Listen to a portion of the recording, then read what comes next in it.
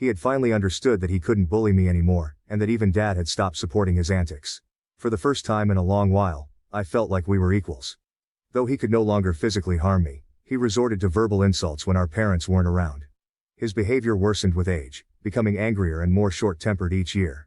When I approached him with a question, he would ignore me and walk away, muttering insults like nerd or loser under his breath. If he needed to communicate something, he would relay it through our mother instead of speaking to me directly. When I questioned her about why David couldn't just talk to me, she would urge me to be more understanding. I couldn't tell if it was just puberty or genuine hatred. Over time, dealing with his comments became unbearable, and I longed to move out and get away from him. I repeatedly asked my mother to mediate a sit-down conversation for us to resolve our issues, but she always refused, saying she didn't want to get involved. When I asked her opinion on why David treated me this way, she would brush off the question.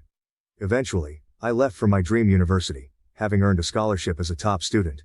My dad threw a party for me, and even my mom seemed proud. However, David remained aloof and distant, barely acknowledging my achievements. The day I left for university was a mix of excitement for the future and relief to escape the toxic home environment. The first few months at university were liberating. I made new friends, enjoyed my classes, and started to build a life separate from the oppressive atmosphere of my childhood. The constant fear of David's verbal attacks lifted, giving me a newfound sense of peace. During my second year, I met my wife Karen at a frat party through a friend, and we immediately clicked. Coming from a religious background, having kids outside of marriage was frowned upon. However, when we discovered she was pregnant in our final year, we decided to marry right after graduation. Our wedding was a small but joyful ceremony. Our parents were happy for us, and we enjoyed the celebration. At that moment, I believed Karen was the love of my life.